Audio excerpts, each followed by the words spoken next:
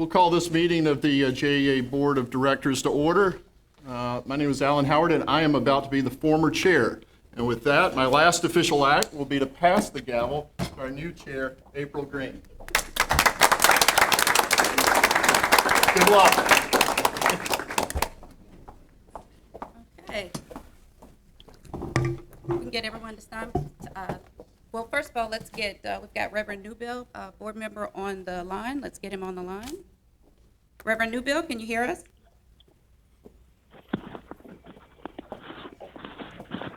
Reverend Newbill? Yeah. Okay, just wanted to make sure you could hear us. All right. All right, yeah, thank you. Everyone stand for a moment of reflection, followed by the pledge to the flag.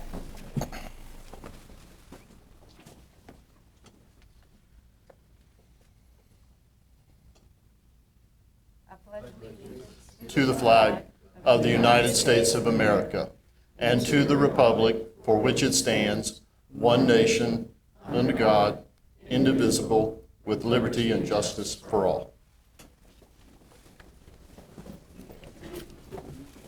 Okay, we're going to have a little change in the agenda, and I would like for us to go around and introduce who's sitting at the dais for those streaming online. So starting from my left with Councilman Shellenberg. Matt Schellenberg, City Councilman, representative for the City Council. Alan Howard. Camille Lee Johnson. Lynn Rhodey. Lasikia Hodges, Office of General Counsel. April Green. Aaron Zahn. Kelly Flanagan. Thank you. Okay, if I could get a, the agenda has been published. If I could get a motion to adopt the agenda? Second.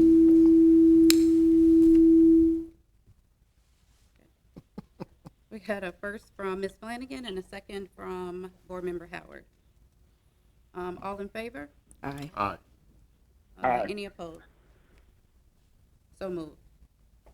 All right, next we'll have the safety briefing by Mr. Zahn.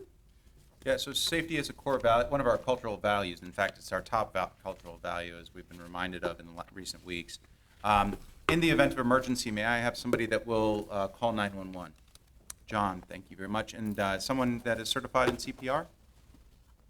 Ms. Dykes, thank you so much.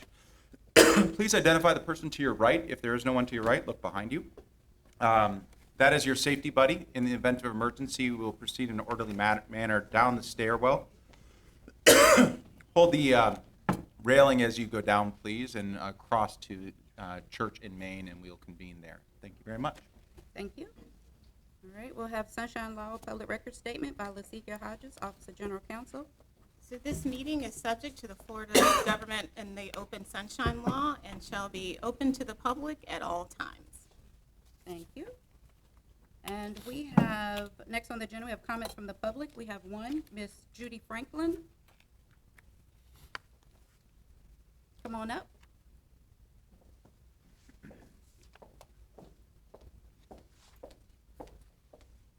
Please state your name and address, please. My name is Judy Franklin. I live at 14489 Magnolia Springs Lane East, Jacksonville, Florida, 32258. I'm very nervous, but I'm also very saddened that I even have to be here today. Y'all are putting some extremely dangerous high voltage power lines less than 18 feet from Phillips Highway, which are in violation of your own safety regulations, and less than 200 feet from our homes, one of which I back up to. These radiations that come from these power lines are extremely dangerous, and y'all have tried to control the narrative. Your town hall on March 28th was a joke. You didn't let the public speak. You had these little job booth fair, circular firing squad, telling people to get their questions answered, and then you couldn't even answer their questions. And you kept sending them to another booth to get the question answered. People were sitting down waiting for a presentation and waiting to be heard. And you told them, there's going to be no presentation. There's going to be no question and answer session later. You need to go to these booths now. You were very successful at getting 75% of the people to leave that meeting. Several hundred showed up. And your spokespeople were outrageous. You tried to tell us, you tried to create the narrative, and you refused to hear our narrative. Our property values are going to be devalued by 10 to 30%. But your high-paid people, well-written scripts, convince people otherwise. Well, I've talked to local realtors in this community, and that's not true. Everybody knows it's a wink and a nod. They cause cancer, and there's been studies that children, far more dangerous to children, are exposed at an earlier rate. I had half my thyroid removed 3 years ago. The Mayo Clinic goes, were you exposed to high voltage power lines when you were a child? Because this is what we see in children and adults that were exposed at an early age to high radiation. Shame on all of you. And our elected officials, Mr. Danny Beckham, was more interested in serving your interest than his own constituents that voted him into office. We don't have the deep pockets. We're middle class. And you're going to sit here and tell us and shove this down our throat. And finally, a spokesman said, yes, it will not benefit Bartram Springs one bit. But he basically, and I'm paraphrasing here, you better suck it up because you're helping the communities to the south of you like Nocatee. Bartram Springs, you want to tie into our 3 substations, and it has zero benefit for us. Shame on all of you that I even have to be here today to speak on behalf of everyone. People are upset by this, and these power lines are dangerous. April 5th, Seattle, Washington had power lines topple and almost killed 2 people in a car. And the winds weren't even that high.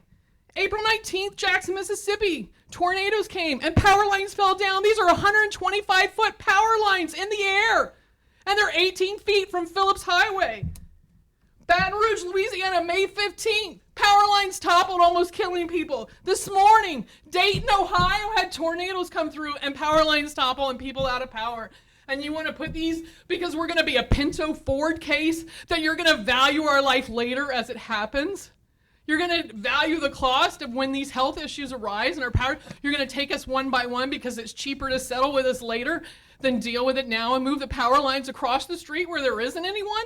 Because JEA bought this land cheaply years ago from the railroad? Because you don't want to consider? At the meeting they said, well, we would have to buy 40 or 50 properties if we moved across state, 40 or 50. Someone stood up and said, what about the 2,000 homeowners over here? Because you want to do this cheaply at the taxpayer expense? You'll have deep pockets.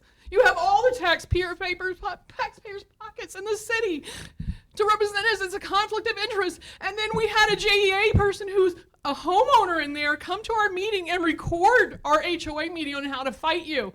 And she slid her phone recording the conversation, taking copious notes without identifying that she worked for JEA, her employer. That's outrageous. And when I said, stop the meeting, is there someone who works for JEA? Because I watched this woman laugh when we gave ideas to fight you. She would snicker and scoff and go, and then she slid her phone and then she would slide it under the table and send out. She finally admitted she worked for JEA. She's tried to convince our community these are a good thing and that our property values already reflect the power lines. Ms. Franklin, we appreciate your comments today. And we hear your passion and your concerns. And what we would like to do is possibly, if possible, Mr. Zahn, to see if we could have yet another public meeting that allows you to have question and answers. But I to don't get want the just answers question and that you answer. want. I want the community. Y'all waited 10 years. Y'all hid this from us. And you put it on us at the last minute. And when we came to the February board meeting, you placated us and said, oh, we're going to have this meeting. You had it 2 days after your March board meeting. Then you scheduled it on the night Mike Pence came to town and Price is Right was in town. You purposely did that knowing you were going to cancel the April board meeting. Ms. Franklin, we have 3 minutes for public comment, and we thank you, as I said today, we thank you. But we would like to make sure that we address your concerns. I don't want to be placated, and neither does our community. Ms. Stewart is in the back of the room. I know public comment is over, but if you'd like to speak with our Vice President of Customer Affairs, then she can help coordinate with you and get you the answers in the way that you would like that, if that's okay. Thank you, Ms. Franklin.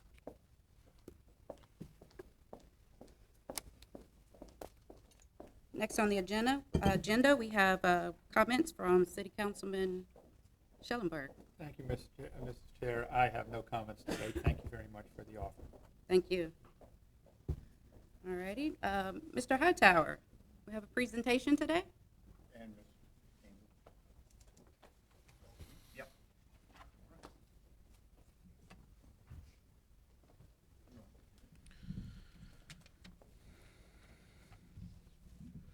Good morning, Madam Chair, members of the board.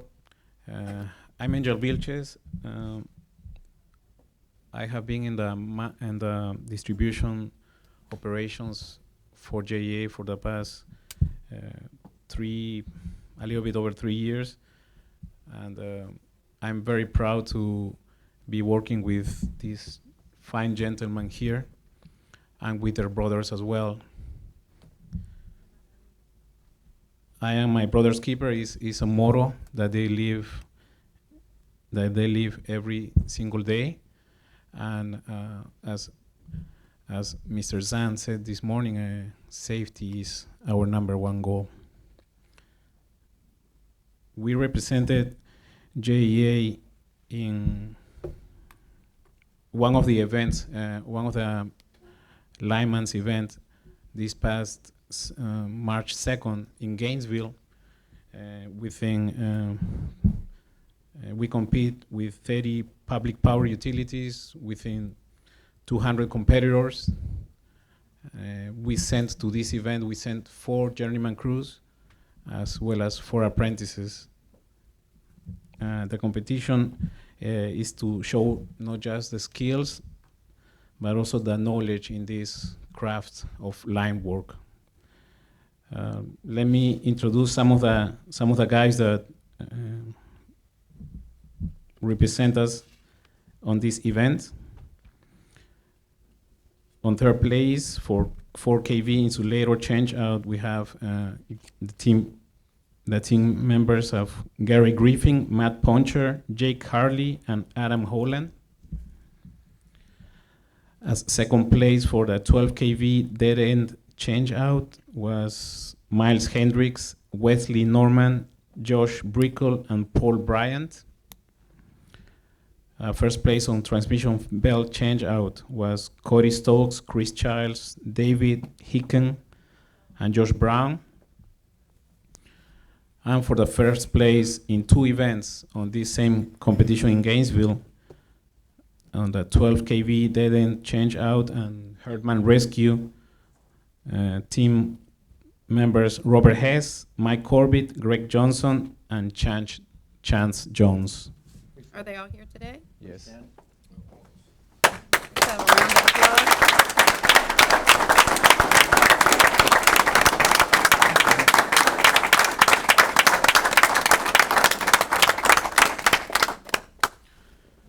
We also sent 4 journeyman teams and 4 apprentices to Colorado Springs on the March 30th. As you know, Colorado Springs has an altitude of over 6,000 feet, and we compete under extreme conditions. It was snowing. It was 26 degrees that day. It felt more like 15. We have nearly 400 competitors, 78 journeyman teams, and 130 apprentices. Participants from 22 states, and it was the largest rodeo in the past 19 years. And we got these results. We have the Apprentice Service Connection, third place, Philip Nelson. Apprentice 3-phase fuse changeout, first place, Philip Nelson. Journeyman Herdman Rescue, first place, Cody Stokes, Chris Childs, Davey Hicken, and Josh Brown. Journeyman 12 kV pole transfer, first place, Mr. Robert Hess, Mike Corbett, Greg Johnson, and Chance Jones. We also got the second place in this event, Cody Stokes, Chris Childs, Davey Hickens, and Josh Brown. And the overall journeyman team, the difference within the first and second place on this event was of 0.3 of a second. Wow. So I consider them all winners, actually, even though it says second place. Robert Hess, Mike Corbett, Greg Johnson, and Chance Jones. Fantastic.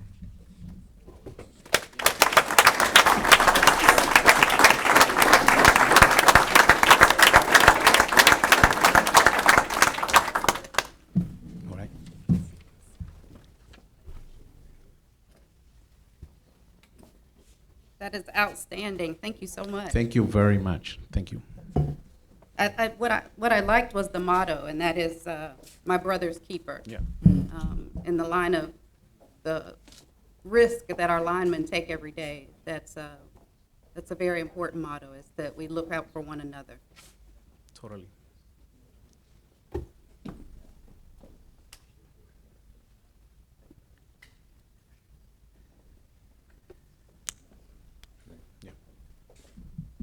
Mr. Hightower, our next presentation? Yes. Thank you, Madam Chair, members of the Board of Directors. Today I have the distinct honor and privilege to make 3 introductions for 2 presentations. First, permit me a few moments to put into context the introductions and these presentations. Nearly 52 years ago, as a matter of fact, July 17th, 1967 to be exact, 3 individuals' lives intersected that would forever change the world's appreciation and respect for the important and dangerous work that our linemen do every day. Jacksonville Journey photographer Rocco Morabito was traveling in the north side part of Jacksonville that morning.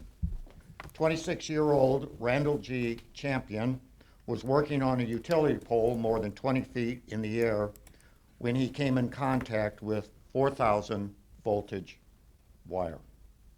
26-year-old J.D. Thompson was working 400 feet away, saw the life-threatening predicament of his co-worker, Randall Champion. Mr. Champion climbed the pole to assist Randall, found him not breathing. And with his recent training, deep concern for his co-worker, immediately his instincts kicked in. Jacksonville Journey photographer Rocco caught that iconic moment in time, now known the world over as the kiss of life that you see here on this stand. Randall Champion survived that day due to the tenacity, strength of will, and the training of his friend and co-worker, Mr. J.D. Thompson, behind me. Rocco's photo became the 1968 Pulitzer Prize. Randall would retire from JEA in 1993 with 30 years of service. Mr. Thompson retired in 1994 with 31 years of service. And to show the coincidence, both Mr. Thompson and Mr. Champion came to work 4 years earlier to that day on the same day. Fast forward to this past March that you heard Angel talk about, Colorado Springs, and let me attest, it was closer to wind chill of 0. I was there. I have never been so cold in my life. That evening, during the awards banquet, 1,200 attendees rose to their feet in sincere honor and appreciation, and in some cases, true emotion, when Mr. Thompson was inducted into the International Lineman Hall of Fame. Please turn your attention to the TV screen for that extraordinary moment in both Mr. Thompson's life and now the lives of all journeymen and linemen who see this iconic photograph. JEA earned plenty of recognition at the Public Power Line Workers Rodeo in Colorado Springs, but perhaps the biggest honor went to a retired JEA lineman. J.D. Thompson spent the day watching the grandchildren of his former colleagues compete in the rodeo. That night, he was inducted into the International Lineman Museum's Hall of Fame for saving a colleague's life in 1967. His heroic act was caught on camera, the photo published in the Jacksonville Journal with the headline, "The Kiss of Life." Not a week before, he had just been taught a new thing called mouth-to-mouth resuscitation. When I was running down the street, and I could see what the situation was, I was recalling in my mind what I had been trained to do, and I will emphasize the training part. And then you can handle it if you got that training. So what does it mean to you to now be a member of the Lineman Hall of Fame? Well, it means a lot to me to get an award like this from within the industry, you know. Meanwhile, JEA's journeyman team of Robert Hess, Michael Corbett, and Greg Johnson won second place overall at the competition, missing first place by just 0.3 of a second. Cody Stokes, Christopher Childs, and David Hicken won first place in an event, the Hurt Man Rescue, and apprentice Philip Nelson won first in an apprentice event called the Three-Phase Fuse Changeout.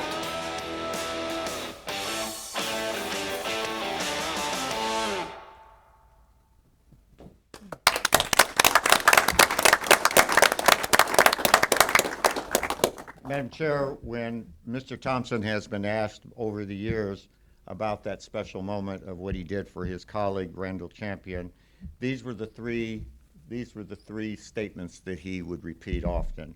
He said he was, 1, acting on his training, 2, thankful that he could revive his downed co-worker, and 3, and the most important, he was just doing his job. At this time, I would like Mr. Thompson to join me here at the podium. And at this time, I would like to introduce, Madam Chair, Mr. Andy Price, who is the founder and curator of the International Lineman Hall of Fame Museum in Shelby, North Carolina, for a very special presentation. Mr. Price? Thank you, sir. Good morning, Madam Chair and Board. Good morning. Appreciate you having us here today. This gentleman beside me is iconic throughout the world. This may be a photo to many, but I can assure you it is the most famous photo of our industry. It is seen everywhere, and as I travel around the country, you'll see this displayed in lobbies at power companies everywhere I go. It's also proudly displayed in the International Lineman Museum Hall of Fame and has been there for many years. And Mr. Thompson was nominated for the Hall of Fame this year and obviously was accepted and inducted for what he's done. One of the most humble men I've ever met, who always says I was just doing my job every time he and I have had this conversation. These guys behind me, they're to be congratulated for what they've done, and for Florida boys to go to Colorado in the snow and do as well as they did is to be commended as well. They put their lives on the line every single day. They do. At the turn of the century, 1 of every 2 linemen was actually killed on the job in the late 1800s. With safety practices, training, and education, obviously it's much safer today, but still ranks in about the top 10 most dangerous jobs in the country every day. So please realize what these guys do is very dangerous, but also what they do changes our lives daily, because without electricity, we would have nothing. I had the opportunity to spend a lot of time with Mr. Thompson and his family in Colorado Springs and induct him that night. And I can honestly say one of the greatest moments of my life to get to do that. It's an honor because he was always a hero of mine from the photo even before I got to meet him. That night in Colorado Springs, we presented him with a trophy. It says 2018 inductee, J.D. Thompson. So at this time, Madam Chair, we'd like to present this to you and JEA and the board to proudly display in your lobby.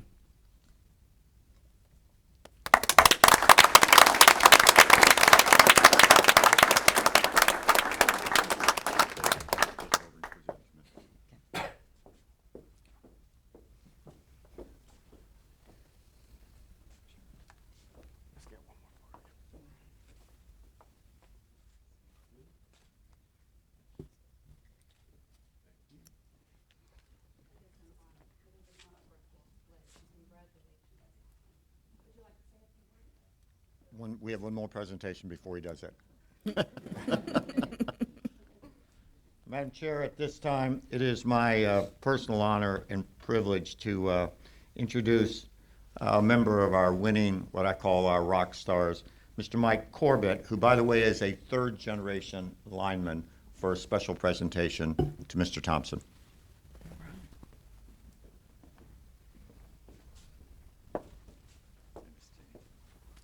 Good morning, Madam Chair and Board. One thing I would like to say real quick, if you noticed, the one thing that we won in both rodeos was hurt man rescue. We take a lot of pride in that because obviously we do a dangerous job, and the bar was set 52 years ago with Mr. JD with what he did. That's one thing that we practice and we take pride in, knowing if someone does get hurt, we have the tools to take care of them if they do. With that being said, it's an honor.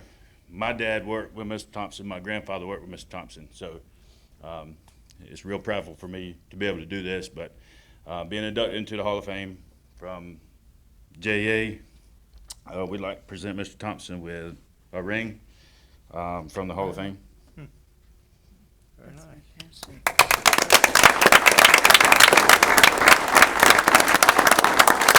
We thank you for setting the bar a long time ago and a standard for us to live up to. So we thank you very much. Thank you. That's all. Mr. Thompson? All right.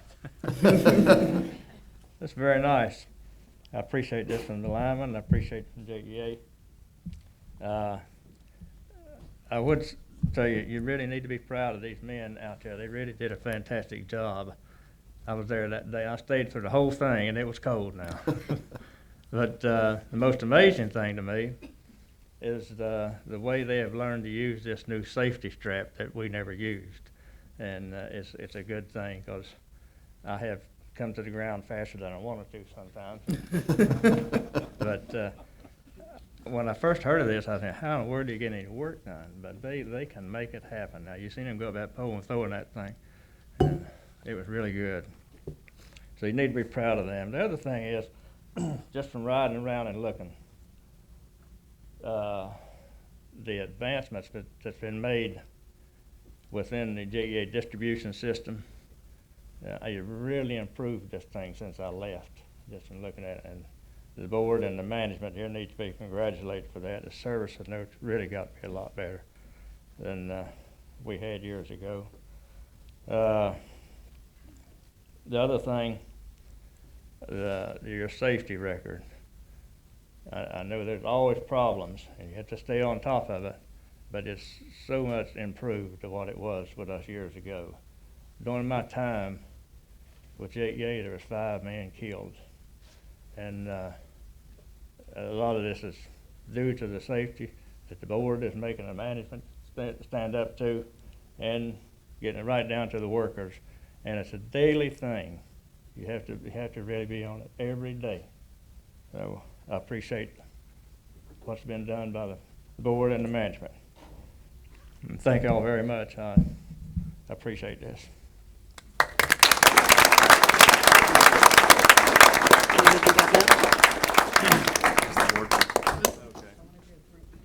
Sure. The rest of the board, take a photo. board.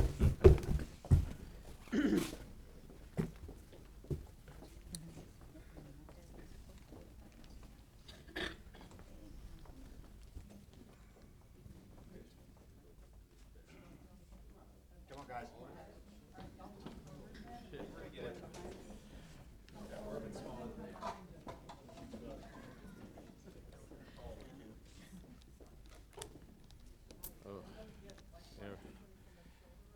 Might have to move up this way a little bit. Fit everybody behind. You got it.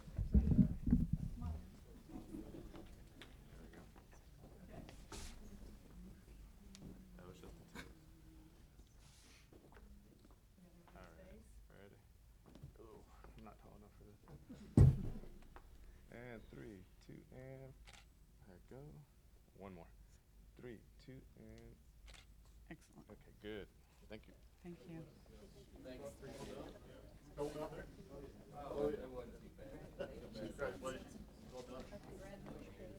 Yeah.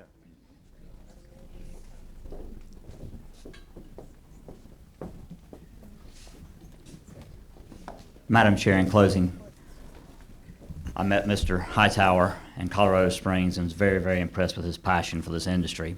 And we've asked him to fill one of the board seats on the Lyman Museum Hall of Fame board, and he's graciously accepted, so we do appreciate that. Fantastic. That's awesome. Thank you.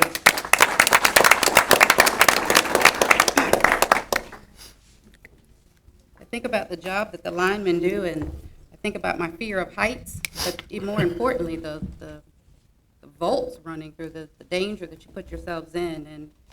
And I say this again, the motto, my brother's keeper, and Mr. Thompson is a prime example of that. And we just thank everyone. Thank you. Next on the agenda, we have another award. Yeah. By Mr. Zahn. First, we're going to recognize a past board member, Mr. Cummer, who's here in the audience, and thank him for his service.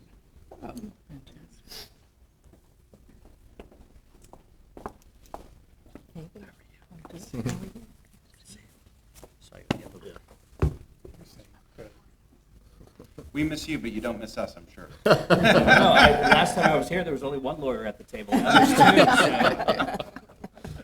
Thank you very much for all your service and everything you did for JEA. Really appreciate it. And then we have a meter for you as well. Savvy. Okay. This is the bypass. That's the one, yeah, that's right. Thanks. Thank you, Mr. Zhang.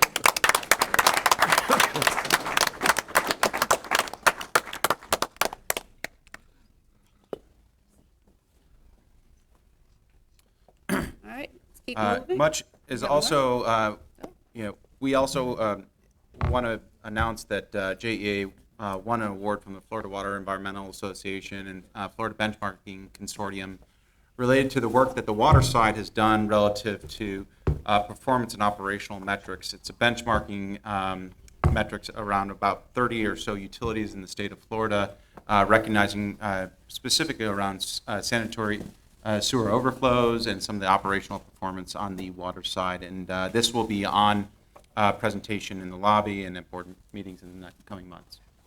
Okay. Thank you. Congratulations. All right, next I'd like to ask for a motion to adopt the consent agenda. So moved. Second. That's a first from Ms. Johnson Lee and second from Mr. Howard. Any comments? One quick comment. You'll notice that on the consent agenda is the annual disclosure reports, which are the required reports for SEC regulatory practices.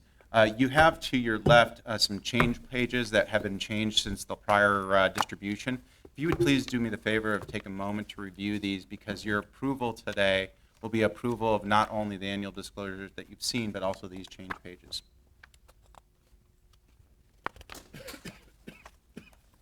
And they were circulated as well, if by me, I believe it was Friday night when we sent them around. So these are not different from what you'd seen. Has everyone had a chance to review them prior to today? Yeah. Yes. I think we're ready to move forward. I think we've all reviewed them. So with that, having a first and a second, all in favor? Aye. Aye. Any opposed? The motion has been adopted as presented. Thank you. Next, we have our strategy presentation by Ms. Dykes and Mr. Wanamaker. Financials. First, operational update. Oh, skipped over that.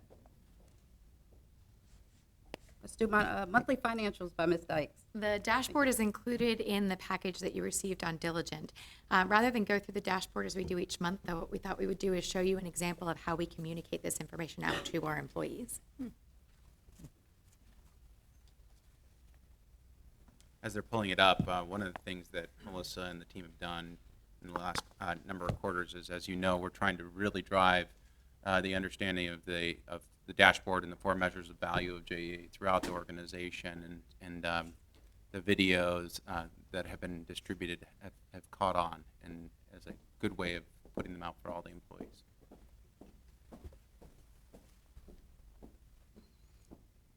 I'm getting the 1 second signal.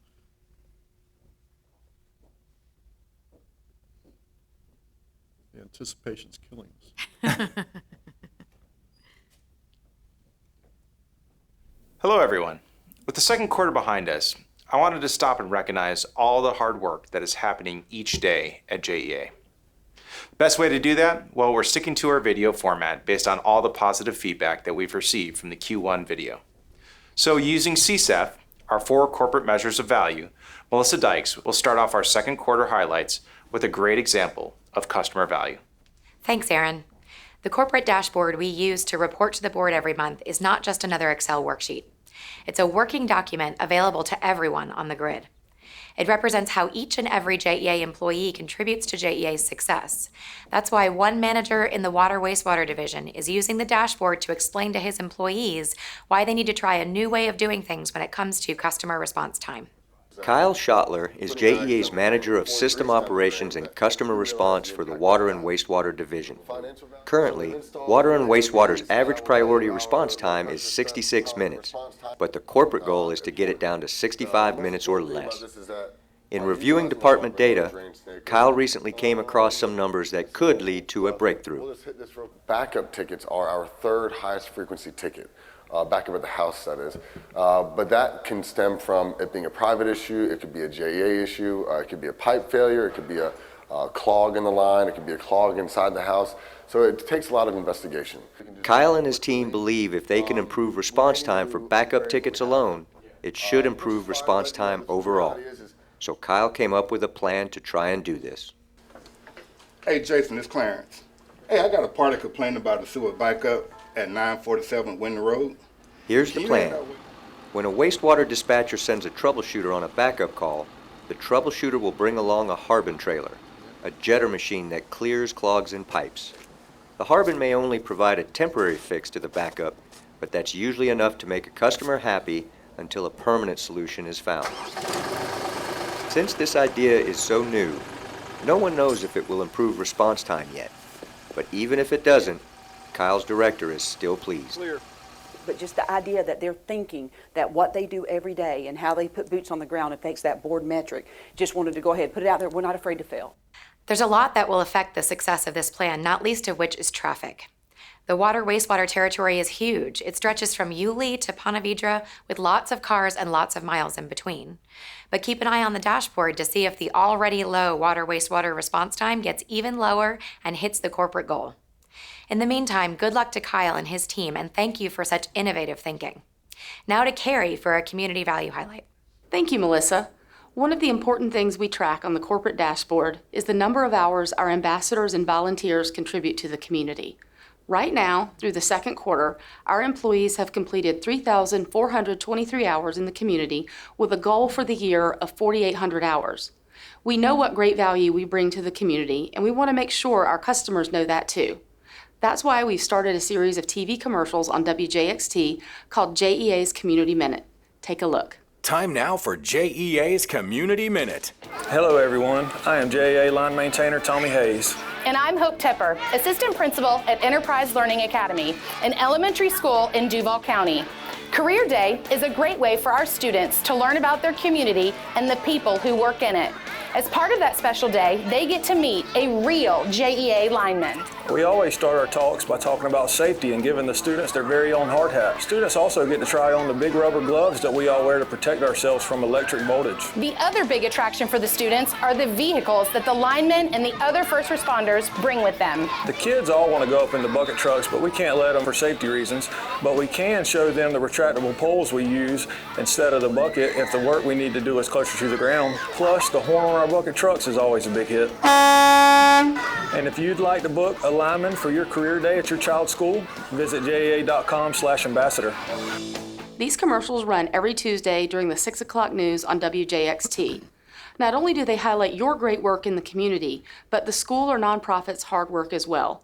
And that's a great win for our customers and for Northeast Florida. Now to Paul to talk about the E in CSEF, environmental value. Thank you, Carrie.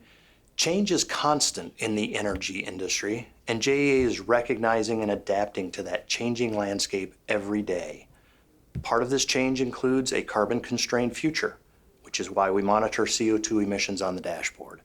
As you can see from this graph, we have lowered our carbon emission output by over 30% over the last 5 years as we modernize the generation fleet and continue expansion of renewable energy. The St. Johns River Power Park,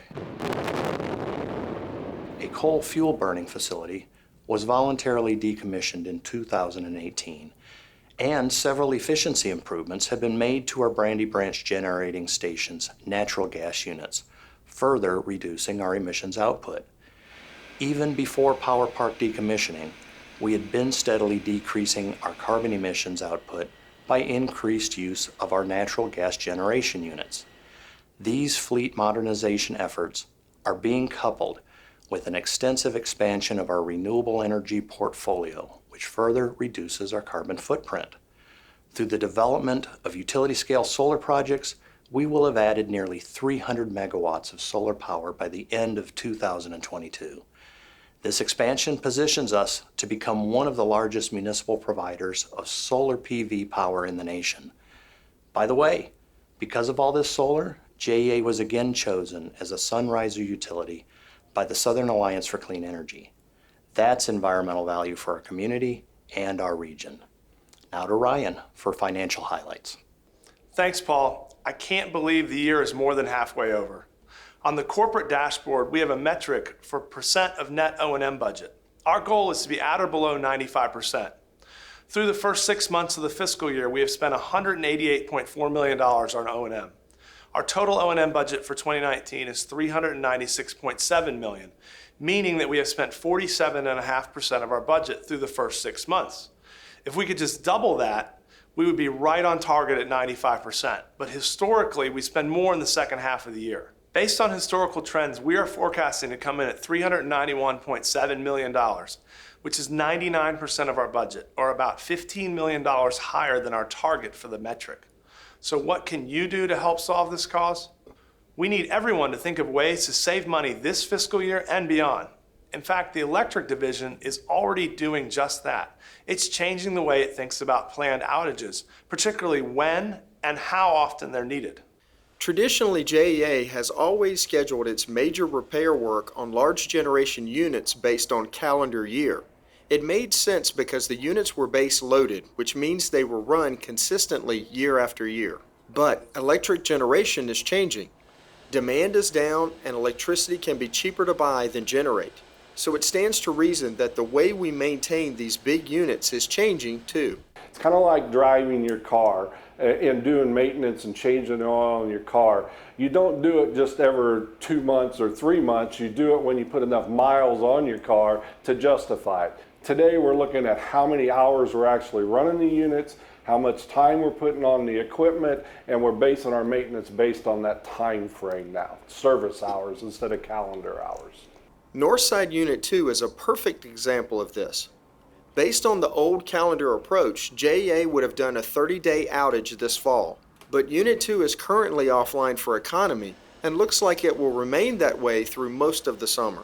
Since we're not operating Unit 2 or putting miles on the car, we can cancel the fall outage and still stay within safe guidelines for the equipment, which will save JEA $3.3 million.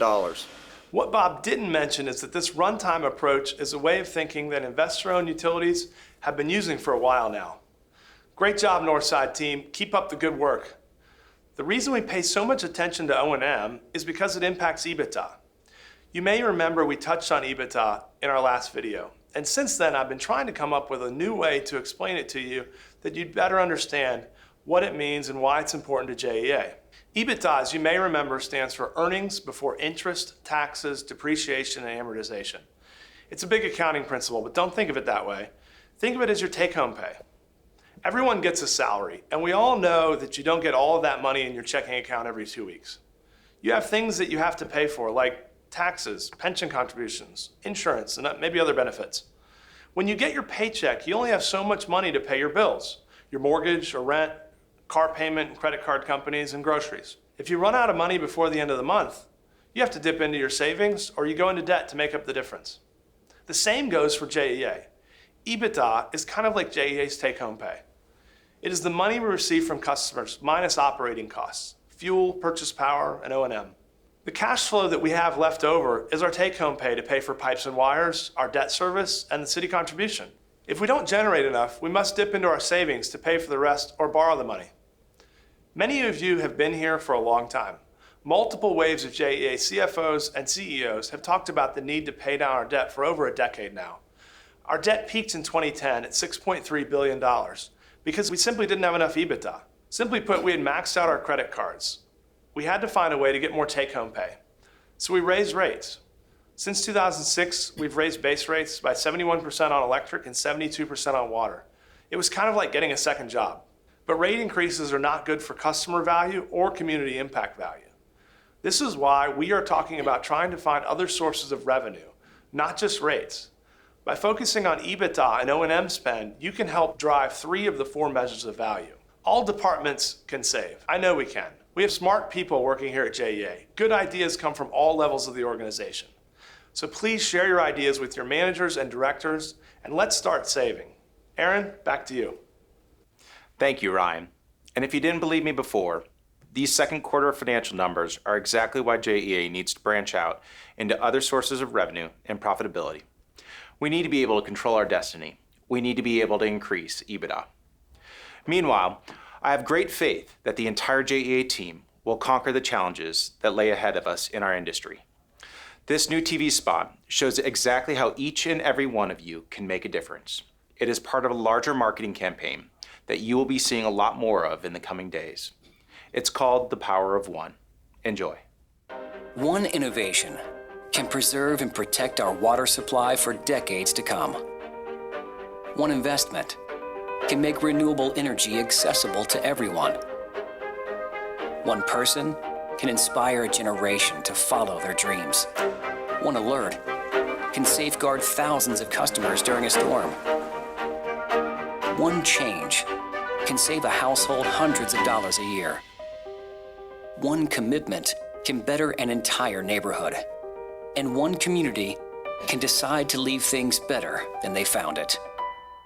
At JEA, we have one purpose: to improve lives through ongoing innovation. It's what drives each and every one of us every day. And if one person, with one idea, can make one difference, just imagine what we can all do together.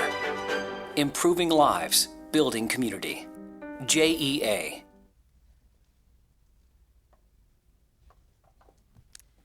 And that concludes the presentation. I'll be happy to take any questions on the dashboard. Any questions from the board? I don't have a question, but I'd be remiss if I didn't point out in Mr. Cumber's absence and in a nod to Mr. Thompson's kudos to the team for your new and improved distribution semi-5 performance. Wow, way to go. It's great. Thank you. The team's been working hard at that metric. We've also gotten fortunate with some weather that's helped with that. But we're very proud of that metric. Thank you. Yeah, Thank you, Mr. Howard. great report. Anyone else? Are we just now starting to provide the financial metrics to the team? We provide them once a quarter. So we post the dashboard every month. We invite our team members to watch the board meeting so that they get a chance to see what we report out to the board. And then we do these video updates that break it down and make it more personal for our employees every quarter. I'm pretty sure it allows the employees to feel like they're making a difference to the bigger picture. So That's thank our you hope. so much. Thank you. Yeah. Not only feel, but they actually are. They are. Not to correct you, but but sometimes yeah. we come to work every day and we feel like, we're not moving the That's needle right, when in yeah. fact you really are. Absolutely. All righty. Next we have Mr. McCarthy for the procurement and JSEP presentation.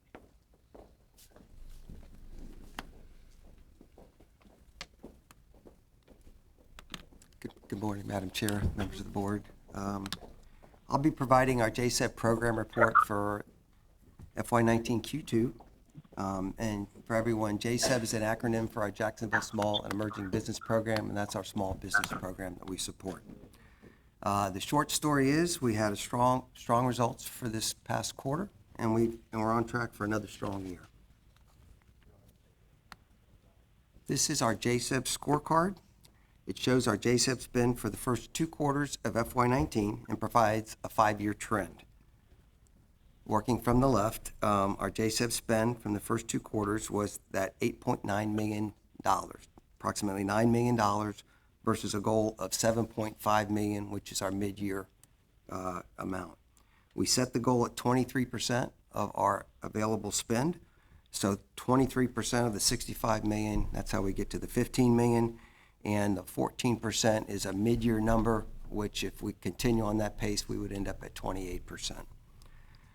Looking at the right, our year-to-year JSEP spend comparison continues to grow at an impressive clip. It's basically doubling every 4 to 5 years. This slide shows our top vendor spend during the first 2 quarters of FY19. These companies are prospective mentors for new JSEP companies, and we take their testimonials to share with others to get them engaged, and it provides a benefit to both them and us. Going down the list are a wide range of products and services, including materials, landscaping, well drilling, facilities and civil engineering, and staff augmentation services. So outreach is a big emphasis for us, and this slide shows our outreach events held during FY19 Q2. On the left, you'll see we do a Doing Business with JEA workshop every month, and you'll see the other events held during Q2, and a couple of themes there. They involve elected officials. We work jointly with other agencies, and we also target upcoming opportunities. And I just highlight the targeted event, the 22119 is the septic tank phase-out construction project for Biltmore C, and it's now going through our bidding process. So this slide shows current opportunities we're working on. I just mentioned the septic tank phase-out project on the left, and you can see all the project details there. A lot of work has gone into this. We've set a 20% JSEP goal. We actually opened bids last Tuesday, but we only received 2 bids, and so we're going to extend it another 3 weeks and hold another mandatory pre-bid and try to get more participation.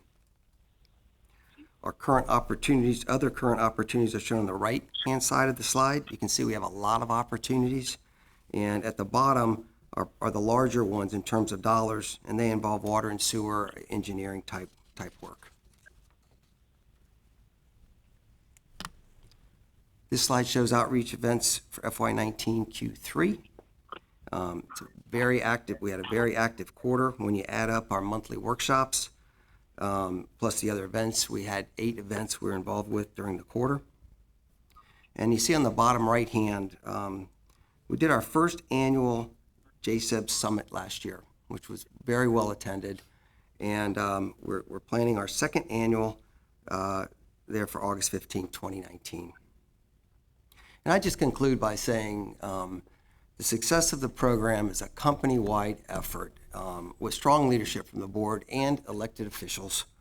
A good example was recently provided in April. If you remember, we had the special board meeting for the downtown headquarters evaluation, which was valuing strong participation in our JSEP program, and I'm confident we're going to get good JSEP participation in that program. And that concludes my presentations. I'm happy to take any questions. Any questions from the board? No. I just have one quick question. Well, that's a good point. Reverend Newbill, do you have any questions? No, I just want to commend John for a continuation of what we know has to be done in order to raise those numbers. Thank you so much. Thank you. Quick question. Of the top performers, are any of them newly qualified companies? Thank you for the question. We actually have a metric to add at least 5 companies during the year, and we've added 5 now at this point in the year. Are any of those listed in the top performers for so far? I would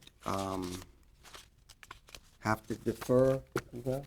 No, they're smaller and they're just getting started. Just getting started. Yeah. Okay. Thank you, Mr. McCarthy. Okay, next we have Carrie with Hurricane Readiness Readout.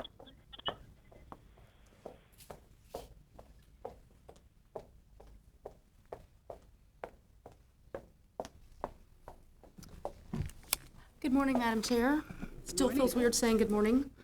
I want to give you all a brief overview today of our hurricane preparedness. I am sure you are all keenly aware, as all of us employees are, that officially hurricane season starts next week. And so while we were very fortunate in the last fiscal year, the last calendar year, that we didn't have a significant weather event, we did learn a lot from the previous 2 significant events that we had. And we tested those last year. Fortunately, we didn't have to use it, but wanted to talk a little bit today about what we've been doing in the meantime and how we have started to flex those muscles to, again, re-exercise our memory from the last 2 storms that we did have, even though they were some time ago.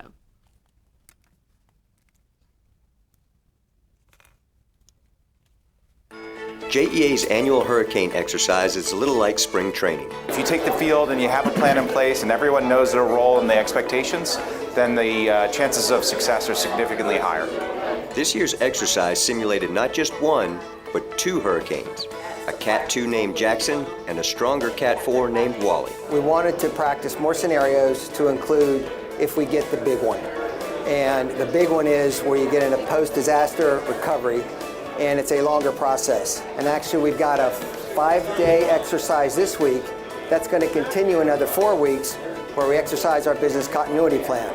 On day 2 of the exercise, JEA's Incident Command returned to a Cat 5 rated building where they'll hunker down if a storm is severe enough. On day 3, JEA heard from special guest Frankie Lum, Emergency Management Specialist in Bay County, a county that's still reeling from the aftermath of Hurricane Michael. Storm surge. Okay, it's always been famous in emergency management that you run from water and you hide from wind. That's not a thing anymore, by the way. You run from everything. Much of the exercise took place in JEA's new Emergency Operations Center, located in JEA's old printing facility. Here, there were presentations on Storm Geo, JEA's new weather software that gives JEA specific weather reports, and on a new software that's an outgrowth of JEA's Innovation Lab. It's called Augmented Operational Intelligence. It tracks every pumping station in JEA's system and tells operators how full the station is and if it has power. We're better prepared than we've ever been to be able to respond effectively after a storm. And advancing the exercise this year from preparedness and response to a relatively small storm to full community redevelopment after a very large event is the most mature that we've ever been in terms of hurricane preparedness and response. So this was a great exercise. I feel very good heading into storm season. Let's hope we never have to use it.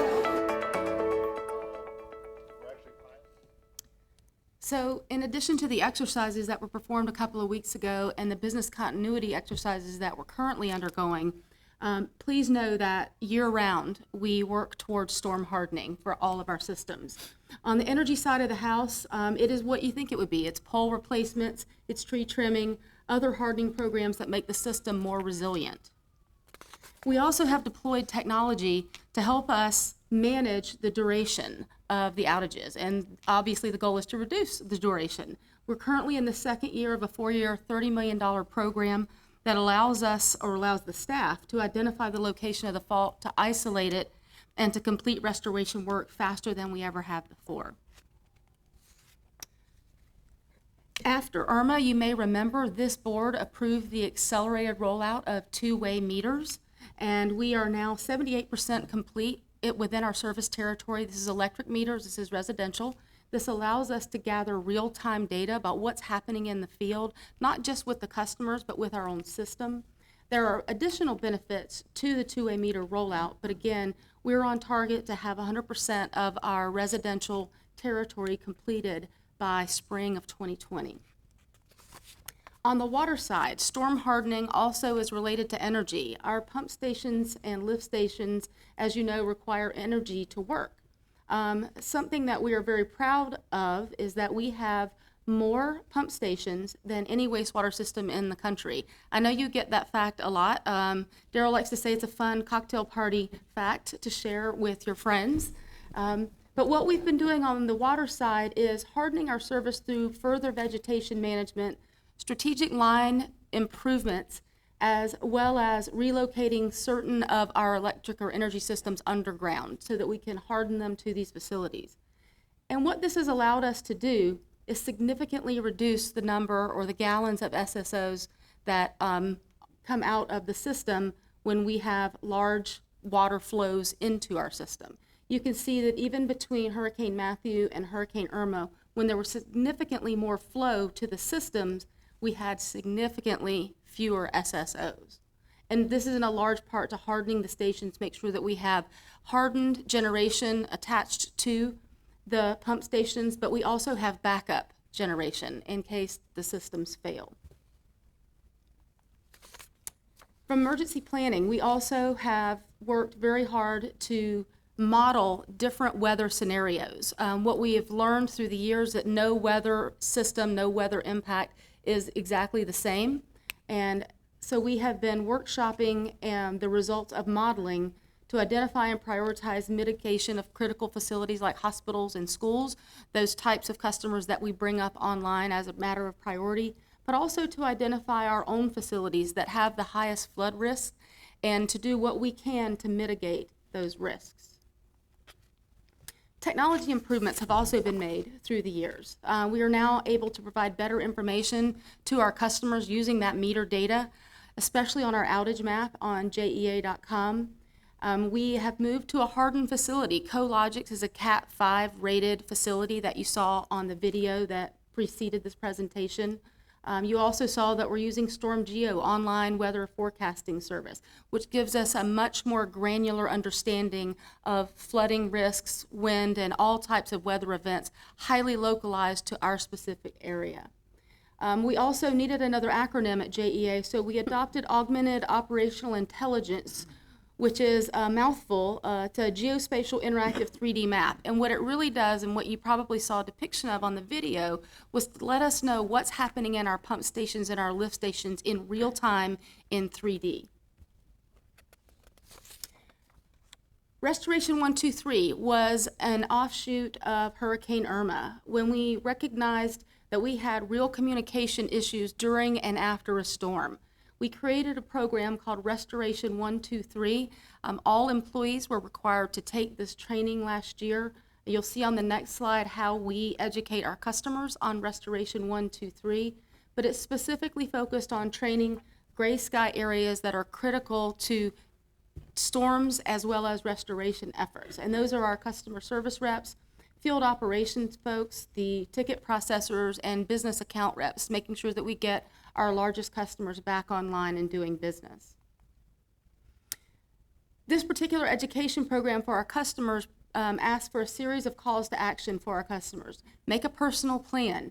And if you're at the cocktail party and you don't remember the number of pump stations that we have in our territory, maybe start talking about what your friends and family could do to make it easier during times of storm and when we're trying to restore.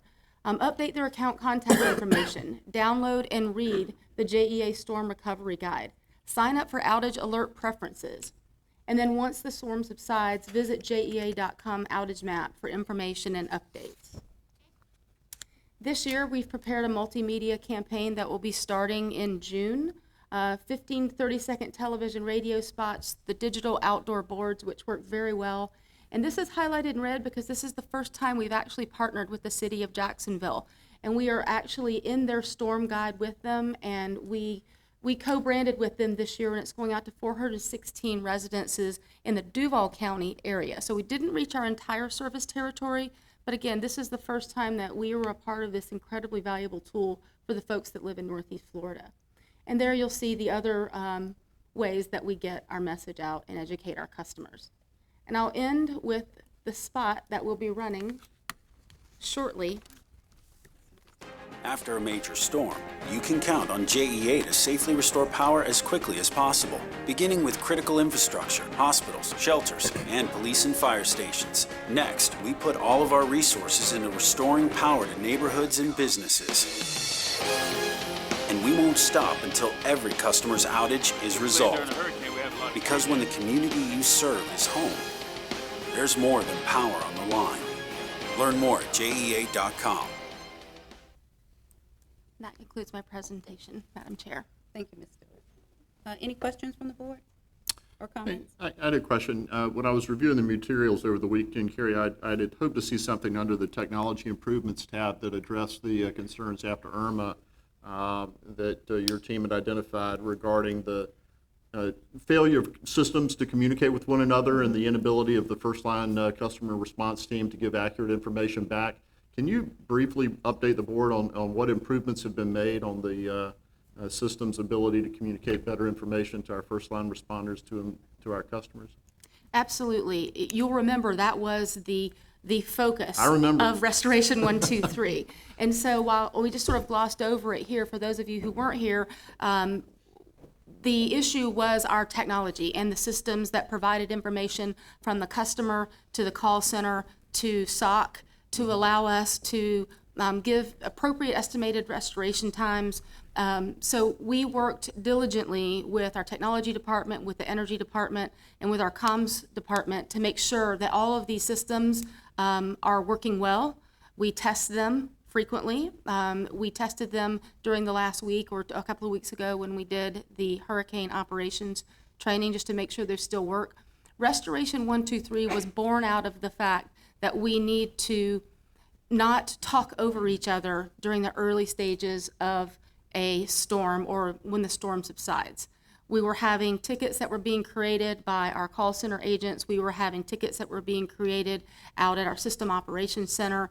We were having tickets that were being created by customers themselves by going to JEA.com and reporting outages. And so phase one is literally, we know you're out. Because of the accelerated meter deployment as well as better tools that we have throughout our grid system, we know where our largest outages are. And if you will just wait, and we ask our customers to be patient, they can still call in, they can still go to JEA.com, but the education is really heavily on phase one to allow us time to bring those systems back up. Their systems or their electricity, their energy will likely come back up very quickly in that first phase. The second phase is where we ask our customers to call in so that we can put in new tickets. We may not know that you're out. We may have restored a line on Blanding Boulevard, but you're on a lateral off of Blanding Boulevard, so we need you to call in. We're going to be checking your meters after that point, but really the outgrowth of Irma's communication breakdown was to try not to talk all over each other during that first phase. And to have better processes in place between the customer care associates, between our system operating center, and the technology that supports our website, our meters, as well as all of the other systems that talk to each other, but we're talking over each other during Irma. And I know it was pretty painful for us that we're miscommunicating with our customers. Well, follow-up. Thank you for that, and I'm glad to hear that improvements have been made. As I recall, one of the biggest issues was that a customer who had perhaps left their home, staying in a hotel in Georgia, check online and they see, oh, service is back up at their home, but it was really only we brought up the substation at the end of the street or in their neighborhood, and when they got to their actual home, it's like, no. Maybe two-way meters will help with that process, but is there anything in the interim that will cover that gap in information this storm season? We will not send messages to our customers to tell them that their power has been restored unless we know that their power has been restored. We're no longer going to rely on specific circuit information. Our teams will ride the circuits, is a term that they use to make sure that every customer on that line is back in power before we send the messages. And all of that data will link up with our outage map, so that all of the information a customer might see, a customer care agent might see, system operations might see, will be the same. Okay, that helps. Thank you. Thank you, Ms. Stewart. Thank you, Madam Chair. Any other questions? I just have a quick question. When I think about the call to action plan, we're asking our customers to be patient with us, and then of course their next step to call in to really reconfirm what we already know. We should already know. I think about oxygen-dependent customers. Is that data that our customers can provide to us so that we know who and then if so, is there a procedure in place that we either contact fire and rescue, or how do we handle those oxygen-dependent customers? We have many medically dependent, medically dependent customers throughout our territory.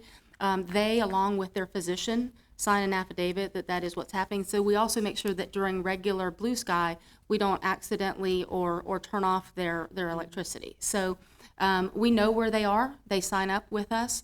Now, they are not a priority if they are in an individual residential home for storm restoration. They are urged by their physician and by the county's emergency management system to go someplace that is either a shelter or that is out of the path of the storm. But we do know where they are. We also, county emergency management also knows where they are. And again, we keep a list that is updated. I think it's every 2 years they have to re-up and provide a further affidavit of their energy needs. Are they educated on what to do when they sign up? Yes, ma'am. All right. Thank you, Ms. Stewart. All right. We are going to move on to the strategy discussion of the agenda, and we have Ms. Dykes coming back as well as Mr. Wanamaker. So as a reminder, one of the things that the board did in May of last year was change the format of its board meetings to have three specific sections. The first section being operations, where action can be taken. The second section to be strategy, that allows the board to be able to discuss in depth specific strategy planning that the management team and board are undertaking. And then C, the third section being an education or subject matter exploration. As you've heard at the beginning of this board meeting, JEA likes to compete. We have 2,000 people that like to compete. And we like to compete because we're taking care of 1.5 million people. I would say this frog's probably not doing a very good job at competing. If you're familiar with the boiled frog theory, you take a frog, you put it in a pot of water, slowly elevate the temperature, and at some point in time, the frog will stay there until it's boiled. You take a boiled frog, you throw them in a pot of water that's boiling, and they'll jump out immediately. With that end, we have started strategic planning with McKinsey in January, and this is the first step of really looking at what is the long-term strategic plan for JEA. As we've discussed, the first step of that is always to figure out what happens if you do nothing. To that end, I'm going to turn it over to Ms. Rohde to read a disclaimer. The following status quo baseline financial projections are presented solely for JEA Board of Directors planning and action in connection with the development of a strategic plan. They are not a projection of future financial performance and, as such, should not be relied upon by present or prospective JEA bond investors to purchase or sell any security or to make an investment decision. The remainder of this disclaimer is available for your review in the board package materials.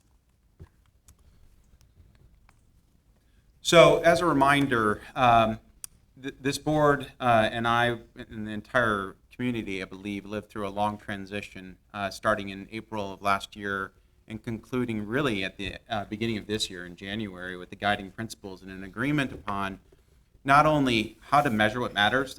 If you hear, there's a very famous book, Measure What Matters. And the critical thing is you're running a business, driving a car, or heck, even performing CPR. In the ER, I'm married to an ER doctor. When you walk in, it's ABC: airway, breath, circulation. And it's in that order for a reason, because it doesn't matter where the heart is if the airway is clogged. And so we went through transition and have emerged, as you've seen, with the quarterly reports, and we're starting to drive EBITDA, and we're starting to think about the metrics that matter relative to JEA continuing to remain relevant to its customers. As a reminder, where we are is in step 2, and this is a report out by the management team on what we call the status quo. And then as this board and management team move forward, we'd be moving into multiple scenario strategy plans. It's commonly referred to practice in the military, known as scenario planning, where you evaluate multiple scenarios of what the future might hold before you ultimately conclude on one and start moving forward in terms of execution. I am not going to review this in depth, but this is just a more detailed output of what we plan as the deliverables to this board. It is not all inclusive, but it is the major deliverables out of each one of these steps. As you can see, we have completed the status quo. As this board has talked about, we measured culture, the baseline OHI, Organizational Health Index, and have started making great gains in terms of investing in the culture of JEA around becoming an adaptable culture. And then we will eventually be moving into strategy development. A reminder on what the status quo is. It is a viable scenario for JEA looking forward to 2030. It is, in fact, a financial plan and an operational plan that considers what happens if we continue doing things the way we've always done it. I think this board's heard me say before, those words are oftentimes not allowed anymore in JEA, but it is intended to be a tool so that the city council knows what happens if JEA does nothing. There have been many times, we'll talk a little bit about this, in terms of how JEA has tried to approach growth and opportunity in the past, that oftentimes the misalignment of management teams or board or city council or mayor or employee base has caused for JEA to miss out. What it is not is, this is not actually a plan that we are recommending for execution today. This is part of the strategy discussion, and it is not intended to be a tool for making investment decisions for our investors. It is also not a substitute for the planning documents that we utilize in the integrated water resource plan. Integrated water resource plan and our integrated resource plan around electric for how we plan on serving our customers. That's more of an engineering tool. So with that, it is moving on though and thinking about what does CSEF, our customer, community, environmental, and financial value look like if we continue operating status quo. This is where the value of that guiding principle document that was approved by the board of directors with the input of of our 2,000 employees will become so valuable as we remain consistent on making sure why does JEA exist, i.e. to improve the lives of each and every one of our customers and our community at large, as well as how do we measure that success. To that end, the board is aware, coming out in November, I gave the company 5 basic focal points, which are near-term focus points for us to work on in terms of driving those measures both now and in the future. And today is a discussion of headline priority number 5. To that end, Ms. Dykes. Thanks, Aaron. The best water and wastewater utilities in the country are prioritizing 3 main things. They're prioritizing conservation, resource recovery, and alternative supplies of water. As one of the best water utilities in the country, both financially and operationally, JEA has the privilege of leading in each of these 3 areas. And while so many other water and wastewater utilities around the country are struggling with real infrastructure needs, with decaying infrastructure, we are very operationally well positioned to be able to plan for the future, not just today and not just tomorrow, but to be able to provide clean, reliable, safe, and affordable water and wastewater services long into the future. One example of operational excellence that we're very proud of is protecting the health of the St. Johns River. We have reduced nitrogen to the river by 60% over the same time period that our population grew by 37%. Over the last 12 months, we've posted the lowest nitrogen discharge to the river in the history of JEA, and we're very proud of that operational performance. We have a pristine source of water in the Floridan aquifer, and it is plentiful enough to meet our needs for today. But as we look to the future, we need to ensure that our community is prepared for what's coming. We will one day run out of water. Whether that happens in 2030 or 2040, we need to be prepared and treat all water as a scarce natural resource. We built our reclaimed water system from scratch to 14,000 customers today. Excuse me. And while we're proud of having built that system, and it will continue to be an important source of water for the community, it likely will not be enough to meet all of our community's water demands into the future forever. Less than 3% of water on Earth is fresh water. And as we're preparing for a water-constrained world in our community, we're preparing by piloting technologies like purifying water from alternative sources into fresh, pure drinking water. When JEA took over the water and wastewater system in 1997, it inherited a system that had pretty significant operational and environmental challenges. Thank you so much. We are proud of the investments we have made to transform the system into a leading water and wastewater utility today. And now we're focused on expanding our communication efforts around this system so that we can include our customers and community in our conversations. And we do that through pieces like this one. Water. It's part of our lives.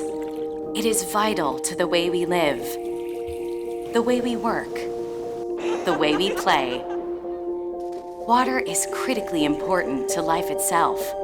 But what happens if the water resource we count on just wasn't enough for all of us anymore? That's something we think about every day at JEA. Because although our drinking water supply exceeds our needs today, we must still plan for the future. Coming from the pure waters of the aquifer, our supply of drinking water will face challenges. As our area grows, our water supply is approaching its sustainable limit. Although our residents and businesses do an excellent job of conserving water, conservation alone simply isn't enough to assure our supply for the future. That's why JEA is taking a forward-looking approach to assuring a sustainable water supply for generations to come. One innovative solution is recharging the aquifer with purified, reclaimed water, which exceeds drinking water standards. It's been proven elsewhere, but JEA is undertaking an investigation to see if it's the best approach for all of us here in Northeast Florida. At JEA, we don't take water for granted, which is why we're exploring the technologies that can provide all of us with a safe, abundant water supply for tomorrow and long into the future.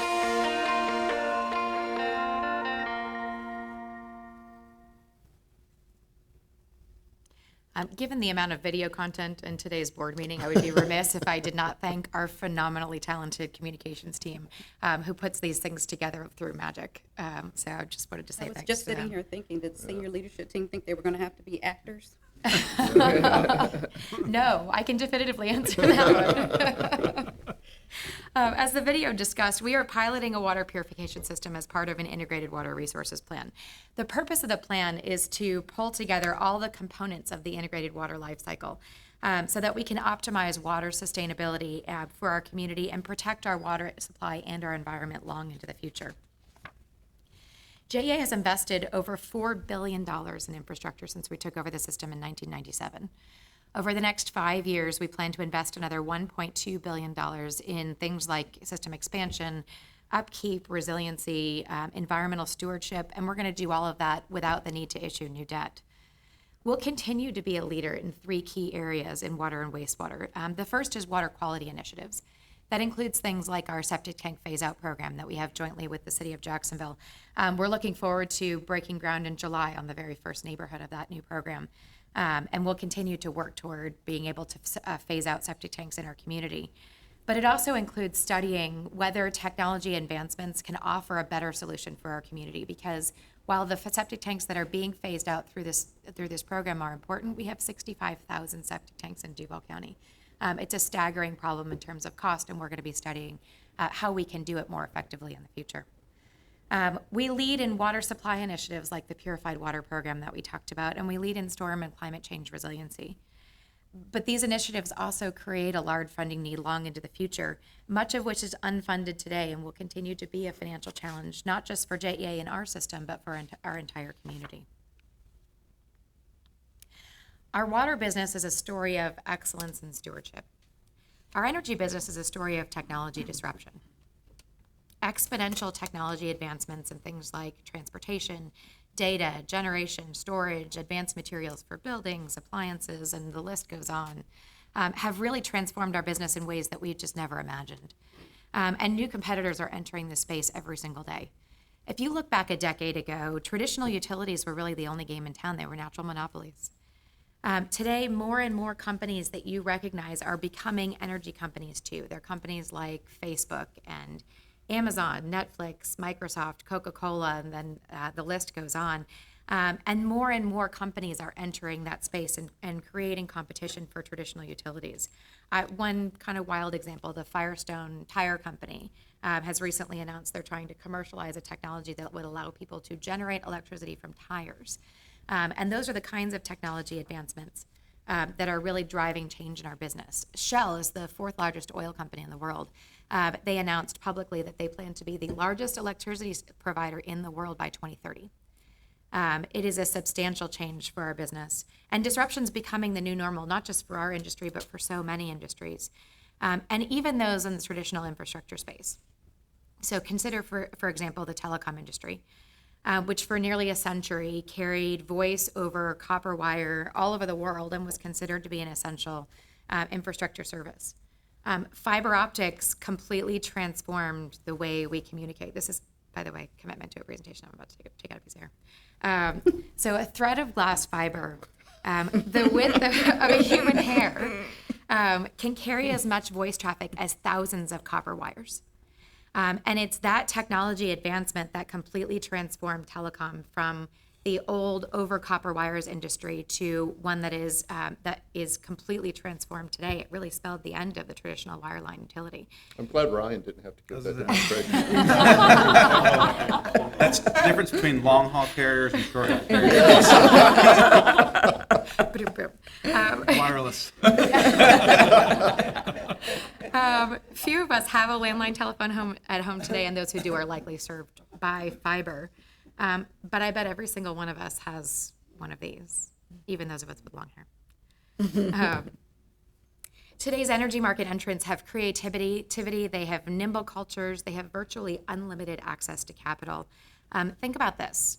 Google, who is an entrant in the utility space, is larger, the market cap of Google is larger than the market cap of every single electric utility in the United States combined. Apple, who's another entrant into the energy space, has enough cash, not market cap, they have enough cash on hand to buy NextEra, Duke, Southern Dominion, and Exelon. They are the 5 largest electric utilities in North America, and Apple has enough cash to buy them. In the same way that we're investing in technologies on the water side of the business that help stave off disruption, we are looking at technologies that could enhance the way we do business on the energy side of the house as well. Participating in technology disruption will be key to JEA's future. Before we look forward, however, let's just take a minute to reflect backward on how we got here.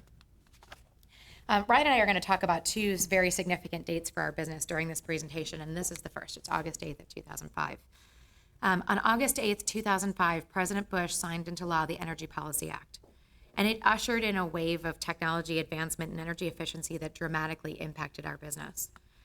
This is probably a familiar logo to all of us here. It's a program that was created by the Act and has been a transformative driver of change in our business over the past decade. What that change translates into is the results on this chart. The dark blue line on this chart is the sales forecast from 1979 through the Energy Policy Act, and that reflected the forecast before the Energy Policy Act was passed. In fact, the chart only goes back to 1979, but if you take it back 100 years before that, it looks a lot like this. One thing that was predictable that the electric utility industry could count on is about 3% growth every single year for over 100 years. When the Energy Policy Act was passed, the JEA team took a look at the potential impact on our business at that time, and they recognized there was likely to be some impact on sales. So they reforecasted electric sales, and that's the light blue line that's on this page. They thought that sales would come down, flatten out for maybe a year or 2, and then continue to grow. The red line is what actually happened. Thanks to advancements in energy efficiency, our revenue is now $500 million a year less than we forecasted it would be before the Act.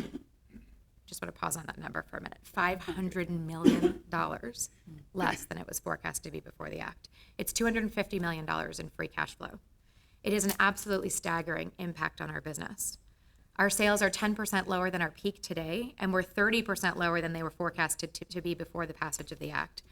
And that affects all areas of our financial health. Our contributions to the city are $80 million a year less than they would have been based on millage and the unit sales forecast before the Act. Did you hear that, Councilman Schellenberg? $80 million less. $80 million less a year. Per year. Our business has fundamentally changed. This chart is an illustration of the financial impact that JEA's responses to these changes had on the business. The dark blue line on the chart is non-fuel revenue. The green line represents non-fuel operating expenses. And in the mid-2000s, we had a pretty serious problem. At any time when your non-fuel operating expenses exceed your non-fuel revenue, you literally have no money for anything else. So how did JEA respond to that? Well, we raised rates. You heard in the report, in the quarterly report video, we raised rates by 71% in the electric system. Now, interestingly, you may not have felt that as a retail customer of the electric system because your bills today, on average, are about $20 less than they were 10 years ago. That difference in electric bills is driven by two things. It's driven by a dramatic decline in per customer usage over the last 10 years, coupled with a dramatic decrease in our fuel expenses. So that's the picture today. It's given that our fuel prices are near historic lows today, that's unlikely to be a picture should we see a repeat in rate increases in the future. We also cut expenses to fund debt retirement. Having a big mortgage when your salary is declining can absolutely cripple you financially, and that's the situation that JEA was in at that time. So we've cut out 407 jobs over the past decade. We closed one of the largest coal-fired power plants in the entire United States. We reduced capital expenditures, and all of these actions were taken so that we could enable us to repay debt early. We also, over this period of time, recognized the importance of diversifying our business and rebuilding revenue in complementary revenue streams or in alternative business lines as a way to bolster our revenue stream in the face of sales declines. We attempted to launch an LDC business. We attempted to launch a retail natural gas business. Neither of those efforts, unfortunately, was successful, and so we were really left with only two levers. It was to either to increase rates or reduce expenses. Now, we were able to accelerate our debt repayment. We repaid about $3 billion of debt over the last 10 years, $2 billion of that in the electric system. But the saddest punchline of all for me personally is when you layer on contract debt associated with Plant Vogtle on the right-hand side of this page. We're right back where we started. The story in water and wastewater is a similar one. We raised rates by 72%. That combined with cost cuts like headcount reduction and capital expenditure decreases enabled us to repay $1 billion in water and wastewater, in the water and wastewater system alone. None of these things, though, addressed a foundational challenge. JEA has not participated in the technology disruption that's affecting the energy business in particular. The business diversification strategies I talked about earlier largely failed, and sitting here today, we do, absent future changes in our business, we really do only have the two levers that have been employed in the past to address our future financial challenges, and that's rates and costs. The response over the past decade has been dramatic. We have increased rates in both systems by over 70%. We have 407 fewer jobs today than we had 10 years ago and $3 billion less debt. But what I can tell you today and what Ryan's going to describe in the coming pages is it wasn't enough. I want to pause there real quick.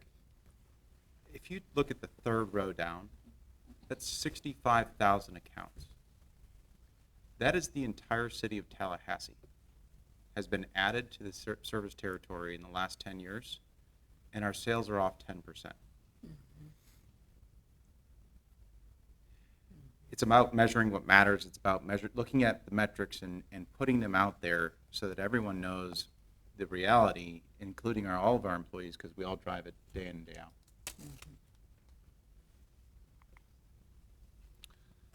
In 1963, President John F. Kennedy said, "Change is the law of life, and those who look only to the past or present are certain to miss the future." So it is important that we learn from the past decade and evaluate emerging and future trends as we look at the business going forward. The last decade was marked by energy efficiency and the emergence and maturation of solar and other renewable energy technologies. Since 2014, JEA has seen a 67% annual growth in solar, and it is reducing net income by $2.5 million per year. It is continuing to grow. We are seeing similar trends in battery storage technology that we saw in solar a decade ago. Battery adoption is at the beginning of the curve, but it is demonstrating similar trends to solar adoption. Most importantly, from a business perspective, by the mid-2020s, we expect customers to be able to self-serve with a battery and solar system at a cheaper cost than JEA can provide. Our status quo analysis projects that our sales will continue to decline in the electric system. By 2030, we will increase customers by 16%, and sales will fall by 8%. You can see from the chart on this page that all sales growth associated with new customers will be offset by continued growth in energy efficiency. Distributed power will continue to grow and further reduce our sales. We do expect electric vehicle adoption to be helpful on the growth side, but we still project to lose around 1 million megawatt hours per year in sales. I know the prior slide only had 4 bars on it, but there's a tremendous amount of diligence that went into these projections. We have details on all this information in an appendix, but we have utilized external data sets, economic forecasts, real customer data, historical trends for the Southeast, and a host of others to guide our projection assumptions. So what do all these sales projections mean? From a financial perspective, we are on strong footing today, largely because we have been able to reduce our debt service. But the reason for the STAR plan was because the green line, the expenses, continue to increase. At the same time, declining sales means declining revenue. The result is a $2.3 billion cash gap on the electric system over the next 10 years. In order to fill that gap, we would need to increase base rates 52%, or a 40% base rate increase with no city contribution after 2023. Before you move on, Ryan, I want to put this into more of a layman's. When the green line crosses the blue line, that is a bad day. That's like you're not having the money to pay your mortgage. And management has taken great steps. You can see how in 04, 05, 06, we were there. And management has taken great steps over the last decade to dramatically improve the financial health of the business. Sadly, Vogel, as you can see, in 2000, 2001, or 2020, 2021, will be driving that expense line almost right into the blue line if absent rate changes or growth initiatives for JEA. And at that same time, we also are forecasting that we will need a new 500 megawatt generating facility, over a $500 million investment for 40 years, which coincidentally is at the exact same time that we think grid parity, or the time that solar and battery will cost the same for a residential user as it does for JEA to deliver electricity. So we'll be investing over a $500 million in an asset that may be obsolete 1 year later. Now that doesn't mean that change happens dramatically overnight, but it does mean that it does draw a conclusion that we need to be starting to thinking about this business in a much different way. So those rate increases and no city contribution would certainly challenge our 4 measures of value. Aaron just outlined that. But the next decade, the grid parity is really the biggest threat. And on February, this is the second date, February 6th, 2019, just about 4 months ago. This home on the south side filed an interconnect agreement for a system that would allow them to completely self-serve. They installed 12 kilowatts of solar panels and 3 Tesla Powerwalls. They no longer require service from JEA. On the water side, the story is growth. Customer growth is going to continue to drive sales increases, but just like on the electric side, water efficiency will have an impact on sales. We project to see about an 11% increase in water sales by 2030. The big challenge for the water system will be keeping up with the capital investment necessary to be able to serve the growth. As Melissa discussed with our consumptive use permit, the water system will need to prepare for the 2030s so that we can continue to have enough water for a growing population in Northeast Florida. That capital need creates a $900 million cash gap over the next decade. This equates to a 15% rate increase or a 9% rate increase with no city contribution. So based on the status quo, the next 10 years will see customer rates increase 52% on electric and 15% on water. Our operating expenses will grow 87%, and our total debt, including Plant Vogtle, will be nearly $5 billion. So I would ask you, what happens to our customers, and in particular our low-income customers, if we increase their bills by nearly $500 per year? What happens to our business community, economic development, and quality of life in Northeast Florida if we increase rates by 52% and 15%? What will happen if we are unable to provide the kind of financial support that we have historically been able to provide to the city? And what happens if we can't make the investments necessary to protect our natural resources? I started my comments with a quote from JFK about change, and I'll share another. In Kennedy's 1962 State of the Union address, he said, "Every area of trouble gives a ray of hope. And the one unchangeable certainty is that nothing is certain or unchangeable."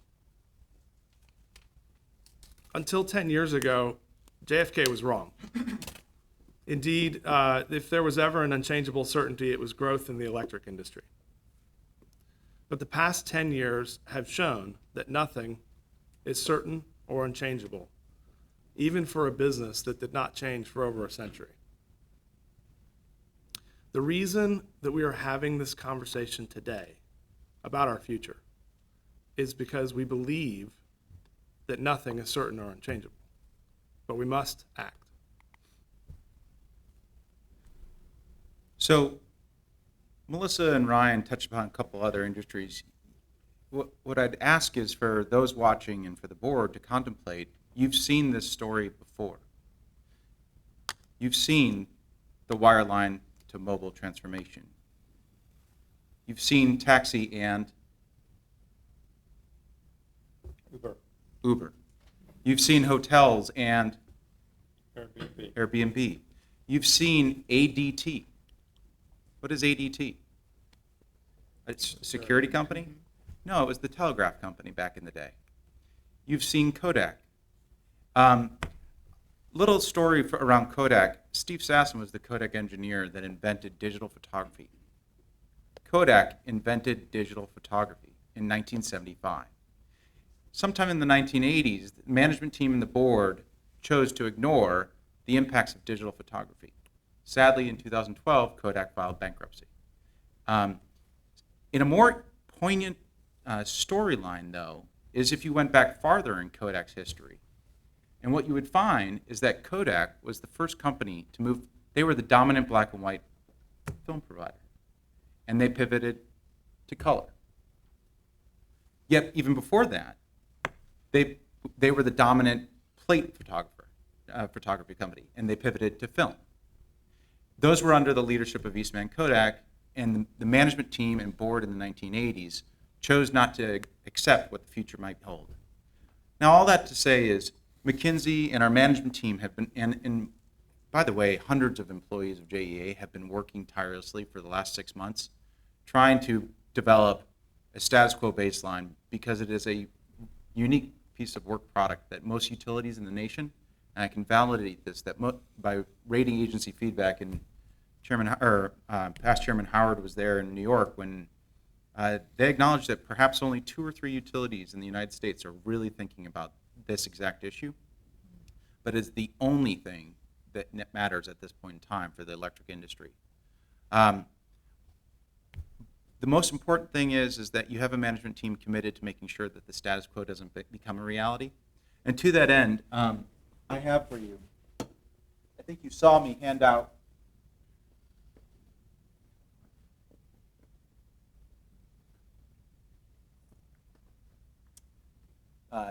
to the linemen. This is a conversation we've had with all 2,000 of our employees. Are you familiar with what this is? It's a challenge coin. And as a challenge coin, it's got 2 sides. One is water, one is energy. The energy side has the kiss of life, the symbolic picture. You can pass it down to Mr. Schellenberg. And on the water side is the river. We have been trying to get all 2,000 of our employees to look at this because the status quo bias is a bias that most of us hold, which says that any change from the status quo may in fact be negative. Actually, is almost certain to be negative. That is the bias, is that moving forward, in fact, is oftentimes viewed as more negative than just staying the same.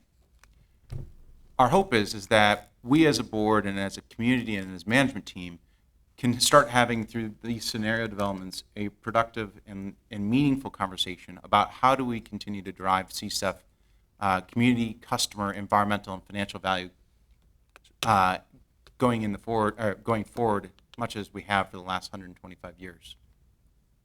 As a reminder, these are the major deliverables that we plan on putting out over the coming months. We are working with McKinsey as an input, as well as the management team and all of our employees. The ideas at JEA inbox is continuing to fill up, and we are continuing to get great ideas from all 2,000 of our employees. And we are moving forward, obviously, on the corporate organization chart, which has changed, the total compensation plan. These are all tools that companies use to drive change. We appreciate the input of the board and look forward to continuing to find ways to improve the lives of all 1.5 million people that we serve. Thank you. Any comments from the board? It's a bit overwhelming, isn't it? Yeah. I appreciate all of the work that's gone into the development of the status quo baseline. It's very sobering, and I suspect that the takeaway from today's meeting will not be the various awards, but the sobering headline from your status quo baseline report. I'm not sure that's as it should be. They deserve equal billing. But I will say that this management team is committed. I've worked with them over the last 6 months as they've begun this process. They've committed to not living with the status quo. It's, I think, incumbent upon us as a board to seek to enable and empower this management team to alter the future and diverge from these status quo line projections that are so sobering. So as I leave the board, I leave you guys with the challenge of empowering this team to do what needs to be done so we don't have 52% and 15% rate increases, and we don't have zero contributions back to the city. Thank you. I'm appreciative to the management team for all of the hard work that has gone into this. These facts are sobering indeed, but I would rather go into this eyes wide open because that's our only opportunity that we're going to have to work together to combat these challenges. Absolutely. I echo the same comments. No need of repeating. Very sobering. Yeah, I echo my board members' comments, but I think about we started this meeting with presenting awards to all the to employees in the areas of the organization where we have excelled, and I think this presentation is just an added bonus to show the efforts that the team does every day when they do their job. It's important that we know this information. And I appreciate as well all of the hard work that went into this. But I think we must respond, as Board Member Howard said. I think we need to respond and challenge management to provide strategic plans, options, provide us with options. And to that end, I would say to provide us with options as though you have no constraints. I had the opportunity to meet with the senior leadership and go over the various SWOT analysis for each area, and I've heard the constraints. So I, as a board member, would like to see those options. And it may be necessary for us to actually do a resolution to say that we are committed to finding a solution to what was reported today. I think Councilman Schellenberg was curious if he could say something. Absolutely. If you don't mind, I have a friend, and still a friend, that was at the epicenter of the cell phone from '79 through until he retired in 2000. And they had actually inquired AT&T in 1979 to ask McKinsey to do an evaluation of just the cell phone. How many people would have it in the year 2000? Does anybody want to guess how off they were? 100%? Huh? 100%? Yeah, 100% off. They weren't even close on 100. 750,000 they thought would use the cell phone by the year 2000. So even smart people, I guess, can get it wrong sometimes, even looking forward. So something that I'm glad you're looking at, and I greatly appreciate the thoroughness in which you're proceeding. Yeah, I would tell you that that sales forecast that considers there to be only about 1 million megawatt hour loss to distributed generation, that number was probably the most hotly contested number amongst your senior leadership. You have people who think it's too high, and you have people that think it's dramatically too low. I'm not sure that it matters whether you're too high or too low. The fact is that it just exists. And because, as Ryan already said, we're already losing almost $3 million in net income a year to that exact, and it's been growing at 67% every single year.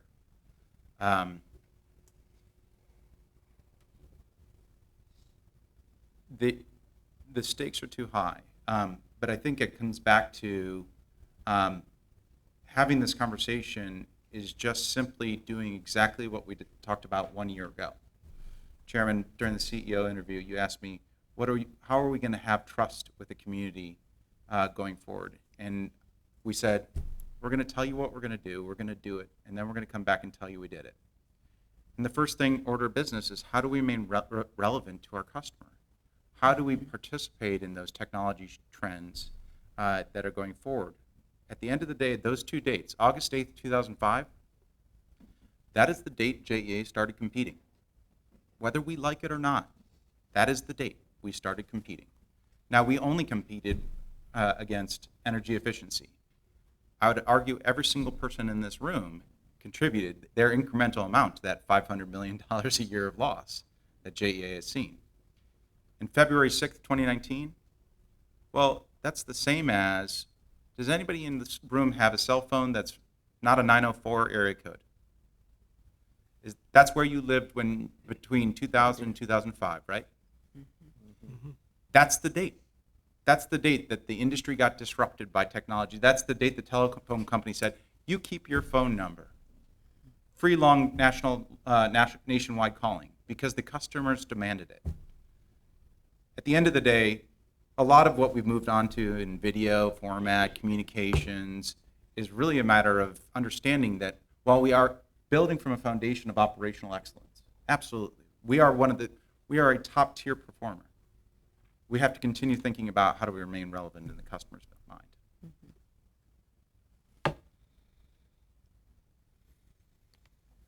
I would say that we have to respond. I think as a board that I think we all agree that we need to take this information and move forward with action. And I'd like to propose or request a motion that we request that management come back, Mr. Zahn and your team, to come back and provide us with some strategic plans and options. I agree with that. Reverend Newbill, do you have any questions or comments? No, I'm listening and I'm learning. Madam Chair, did you open that for a motion? Yes, sir, I did. Well, if I'm in order, I will make that motion. I think we already have a first and a second, but thank you so much. Oh, We have a first okay. by Board Member Cabil. Okay. Legal says we have to open to public comment since this is added to our agenda. Do we have any comments? Yes, Ms. Franklin?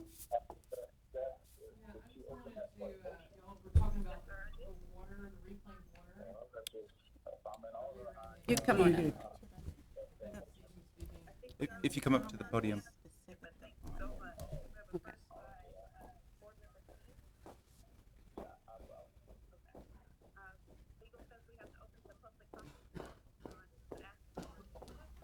Ms. Franklin, before you begin, the comments have to be related specific to the motion that we're going to move forward, have management to seek out a strategic plan and options to the status quo presentation done today.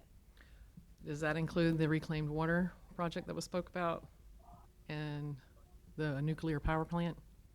Only specific to the motion that we will move forward with preparing a strategic plan. If you'd like to talk with me, recognize this is one of the constraints, which is we have to follow certain procedural things as in accordance with Florida law. However, if you'd like, and it doesn't necessarily satisfy that constraint, I'm happy to talk with you offline. Or you're more than welcome to come back at an open public comment at the beginning of the board meeting. Or I'm sure the chair could open up a public comment at the end, I would imagine, for any. In your discretion. Yeah, we'll do that. We'll do that.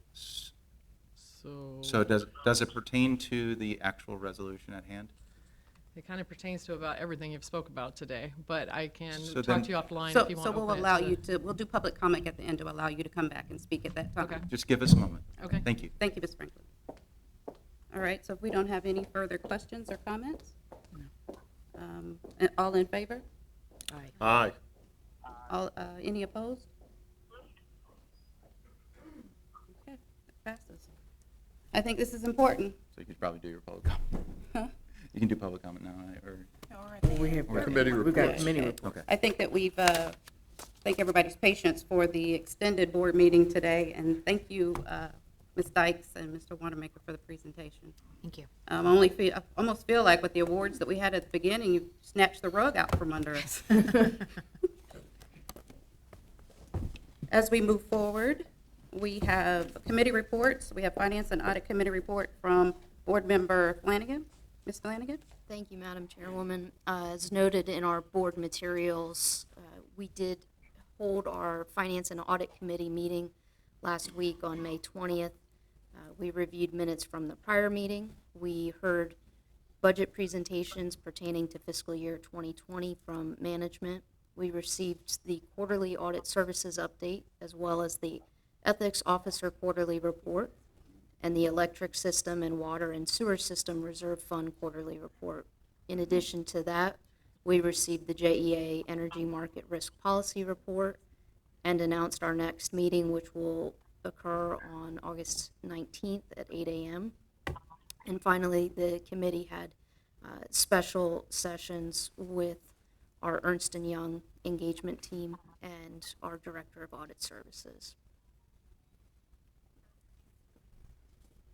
Thank you. Any questions from the board? I don't have a question, but I'd like to add that we also discussed the new Florida statute, which allows for shaded meetings to discuss cybersecurity. And kudos to Mr. Hightower and his team for shepherding that through the legislature in Tallahassee. And are we going to have a shaded meeting about cybersecurity in this board in July, August? I believe we'll do that as part of the Ernst & Young report out, so yes. Fantastic. Yeah. Thank you.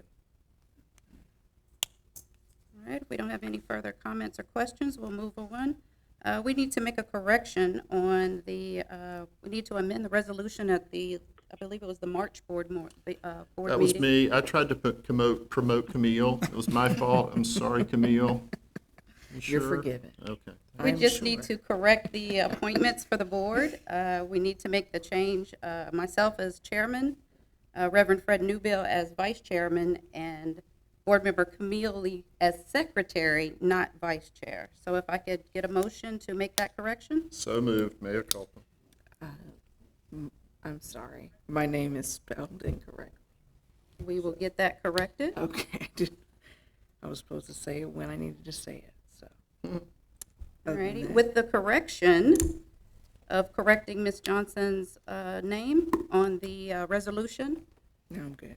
Let's try that again. Can I get a motion with Still the amended correction? So moved. Still moved. Second. And a second. If there are no comments or questions, all in favor? Aye. Aye. Any opposed? And that is moved. Alrighty. We have any old business? How's it, Ms. Anyone wants to discuss? It's Lee-Johnson. I just have a quick, is it possible to get the headquarters update each month to Sure. find out so that I'm sure the employees would be eager to know how that is progressing? Absolutely. Any other old business? No, but I would like to just confirm that we'll continue our policy as a board of speaking with one voice through the chair. That's sort of an informal policy that the board has previously adopted. I think it's served this board well, and I'd like to confirm that we'll speak through the chair, Ms. Green. Thank you. Oh, you thank me, but. Yeah, I don't know what that means. Yeah. Any new business we need to discuss?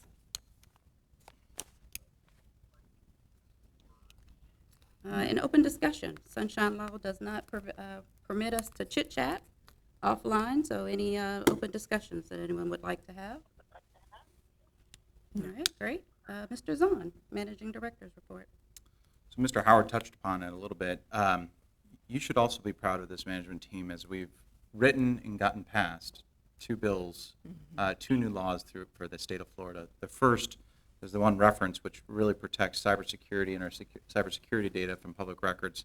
I will tell you that there's a couple things that keep me, as sobering as the status quo conversation is, there's a couple things that keep me up at night, and that's not it.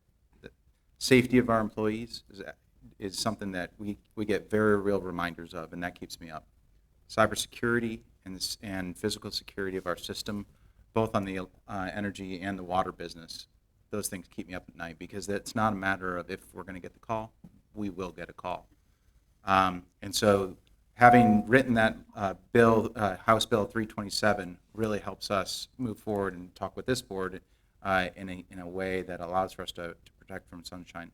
The second is something, JEA took a leadership role at a state level to protect our customers' data and every single public utilities customer data from sunshine. House Bill 591 effectively allows for us to, when we obtain a public records request for a individual or some customer's data, we had to give out the minute-by-minute data. We now only have to provide monthly aggregated data, which allows for us to protect our customers from threat of cyber as well as physical harm. And very proud of Mr. Hightower and Herschel Vineyard and the entire team and working tirelessly in Tallahassee to get those bills completed. And then last, happy birthday. Happy birthday. So, I know that. and I appreciate this board's support as we move forward. Thank you, Mr. Zahn. Just so that we can go ahead, I'll make my report very short. I mentioned earlier that I met with the senior leadership team, and I wanted to say Mr. Zahn has assembled the best and the brightest in the industry. This team is committed to providing exceptional service to our stakeholders, and I'm confident that under Mr. Zahn's leadership, the authority will find the best solutions to the sombering status quo report we heard today. So we challenged the senior leadership team today to go and find the best solutions, but I also challenge all of the employees to continue your efforts and be creative in how we can change this curve. I'd like to thank the board for your continued commitment in absence of a full board. Thank you, Board Member Howard, for continuing to stay on with us. I have heard that help is on the way. And if there are no other comments, I would say that concludes today's meeting.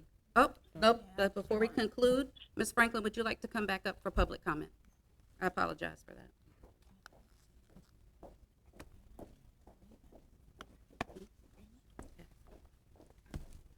I'll have you know.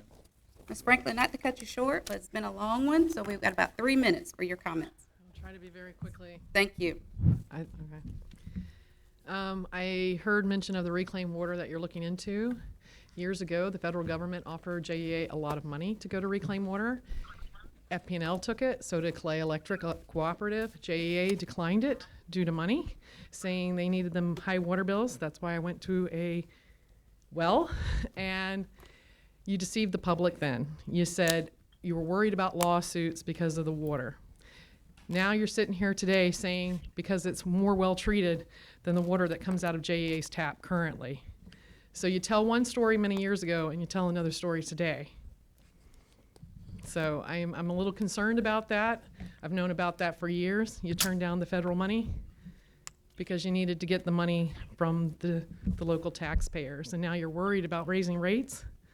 You have to tell the public about your little nuclear power plant deal that has caused a bad deal that we're on the hook for 41% over 20 years. You're going to tell your constituents now bills are going to be raised 20 to 25% because of this. And you didn't have an out in the contract. So I think you need to let the public know about these little things, especially with the easy base going on too from Georgia. So I asked the people here to research all the things going on, but this is run like a government entity and not like a private business like FP&L and Clay Cooperative would have to run their business.